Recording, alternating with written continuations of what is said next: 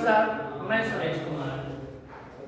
आज हम पुनः आपके बीच उपस्थित हुए हैं अध्याय 1 विलयन नामक पाठ को लेकर, जिसके अंतर्गत आज हम लोग विलयन के प्रकार का अध्ययन करेंगे।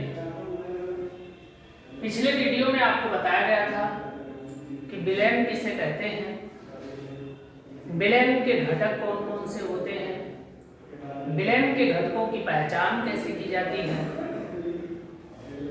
तो उससे आगे बढ़कर के आज हम आपको बताएंगे कि विलयन कितने प्रकार के होते हैं। तो विलयन जो है, इसका वर्गीकरण दो आधार पर किया गया है। नंबर 1, अवयवों की मात्रा के आधार पर, और नंबर 2, विलायकों की भौतिक अवस्था के आधार पर। तो विलयन को हम दो प्रकार से वर्गीकृत कर सकते हैं, एक विलयन की मात्रा के आधार पर और दूसरा विलायकों की भौतिक अवस्था के आधार पर। अब अगर बात की जाए अवयवों की मात्रा के आधार पर, तो विलयन को हम 3 प्रकार से विभक्त कर सकते हैं या वर्गीकृत कर सकते हैं या 3 भागों में बांट सकते हैं। नंबर 1 है आपका तनु और सांद्र विलयन, दूसरा है आपका संतृप्त और असंतृप्त विलयन, और नंबर 3 अति संतृप्त विलयन। वहीं पर अगर बात की जाए विलायक की भौतिक अवस्था के आधार पर, तो भी हम इनको 3 भागों में बांट सकते हैं। नंबर 1 गैसीय विलयन, नंबर 2 द्रव विलयन और नंबर 3 ठोस विलयन। अब हम लोग एक एक को समझते हुए आगे बढ़ेंगे। तो सबसे पहले तनु और सांद्र विलयन, तनु और सांद्र विलयन।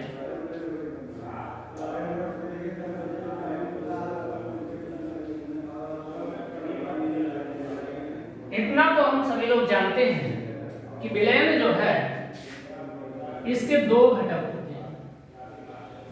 विलयन के कितने घटक होते हैं? 2 घटक। एक आपका होता है विलायक और दूसरा क्या होता है? विलेय।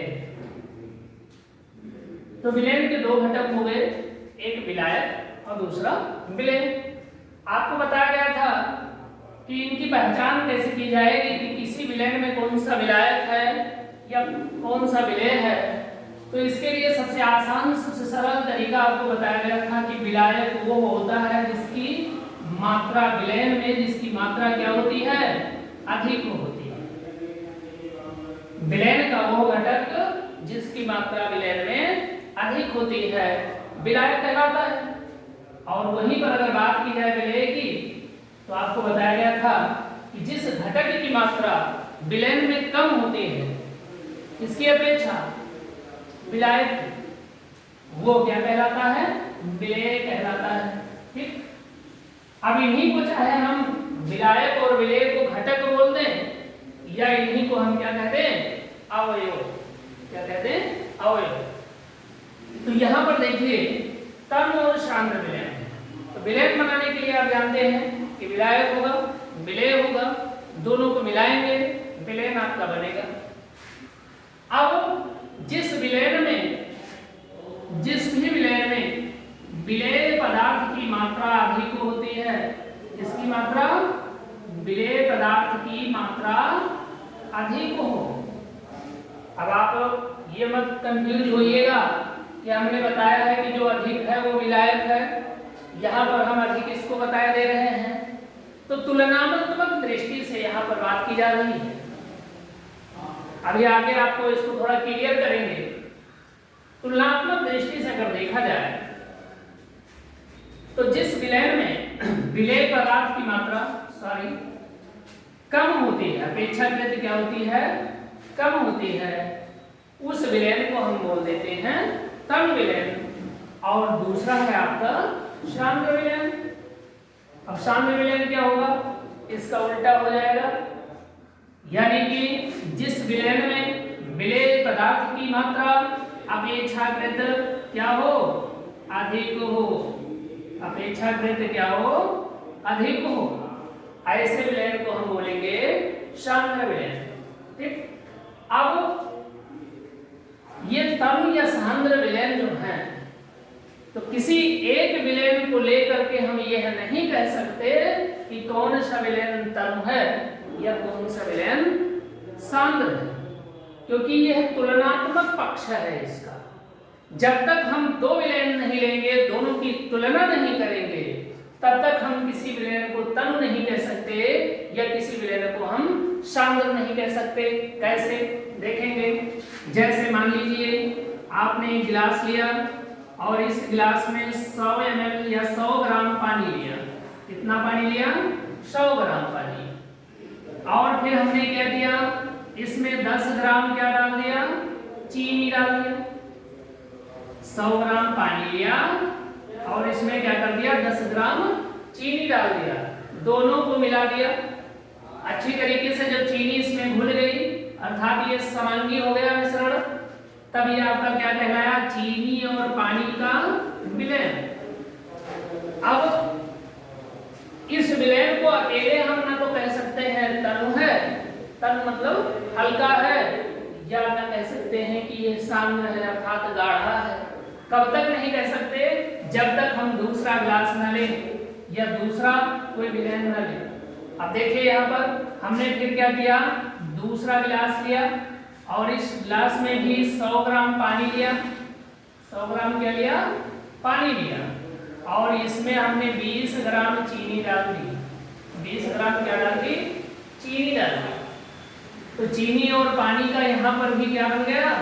विलयन बन गया। अब आप देखेंगे यह जो विलयन तैयार हुआ, यह आपका क्या होगा? हल्का होगा, पतला होगा, जबकि यह विलयन चीनी अधिक होने के कारण क्या होगा? गाढ़ा होगा। ठीक है, तो अब यह विलयन आपका गाढ़ा है, इसको हमने क्या कह दिया? सांद्र विलयन, क्योंकि इसमें विलेय पदार्थ की मात्रा क्या है?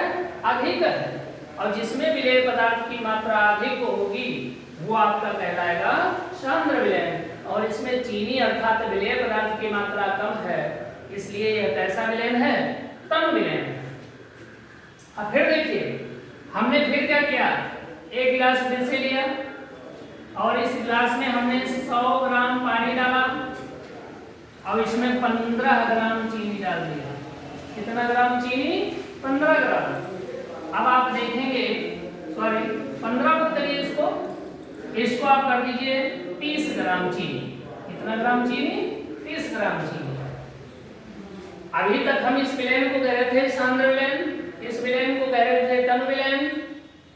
अब जब हमारे पास एक विलयन और तैयार हो गया जिसमें 30 ग्राम चीनी है, 100 ग्राम पानी है, अब आप देखेंगे कि यह विलयन इसकी अपेक्षा गाढ़ा होगा। और दूसरी बात, इस विलयन में जिसमें 30 ग्राम चीनी है, विलेय पदार्थ की मात्रा इसकी अपेक्षा क्या है? अधिक है।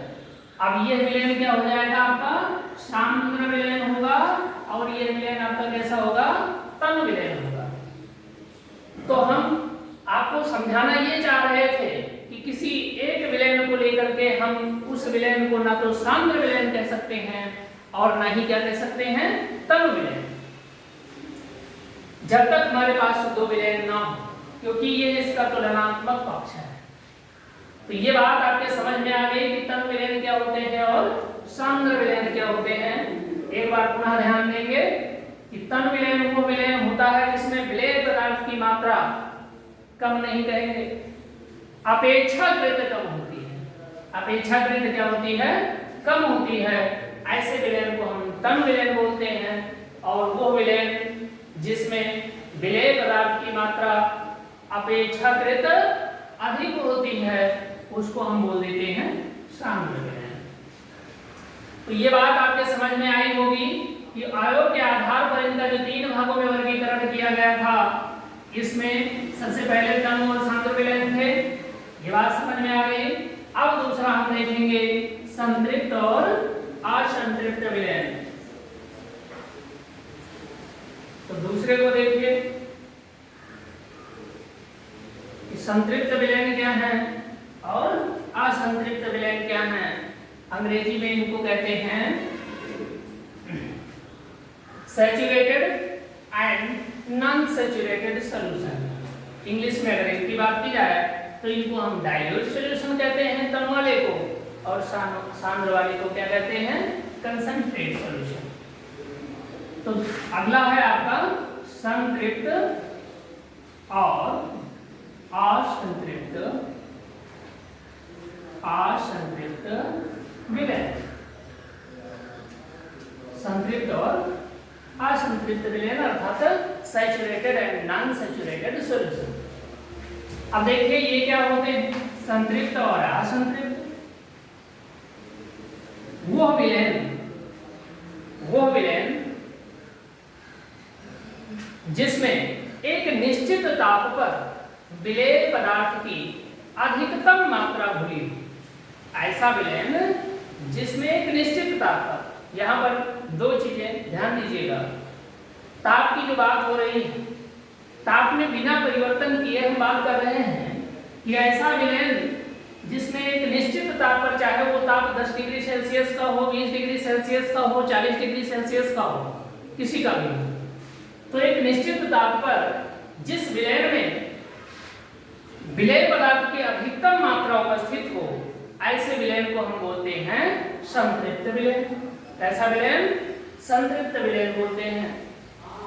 और दूसरा आपका है असंतृप्त विलयन। तो इसमें संतृप्त में आ लगा दिया, यानी कि आ लगाने से ये बात उल्टी हो गई। जैसे संतृप्त में आपसे कहा गया कि एक निश्चित ताप पर जिसमें विलेय पदार्थ की अधिकतम मात्रा घुली हो, उसको हम संतृप्त विलयन कहेंगे।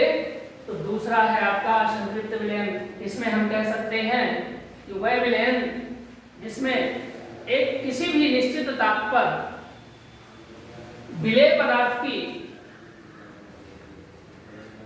कम मात्रा घुली हो, ऐसे विलयन को हम बोल देंगे क्या? असंतृप्त विलयन। या दूसरे प्रकार से हम समझने के लिए इसको और थोड़ा सा आसान भाषा में समझें तो कह सकते हैं कि ऐसा विलयन जिसमें एक निश्चित ताप पर और अधिक विलेय पदार्थ न घोले जा सके। एक निश्चित ताप पर और अधिक विलेय पदार्थ क्या हो? न घोला जा सके, तो उस विलयन को हम कहेंगे क्या? संतृप्त विलयन। और दूसरा असंतृप्त विलयन की अगर बात की जाए तो हम कह सकते हैं कि वो विलयन जिसमें किसी निश्चित ताप पर विलेय पदार्थ की और मात्रा घोली जा सके या और मात्रा को विलीन किया जा सके, ऐसे विलयन को हम कह देते हैं असंतृप्त विलयन, या इंग्लिश में कहेंगे नॉन सैचुरेटेड विलयन। अब ये आपके दूसरे हो गए संतृप्त और असंतृप्त विलयन। तीसरा है आपका अतिसंतृप्त विलयन।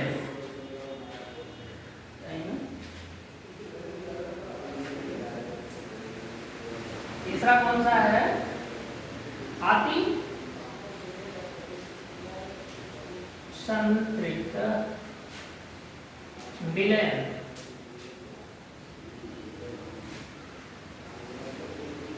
या इसी को अंग्रेजी में कहते हैं सुपर सैचुरेटेड सॉल्यूशन।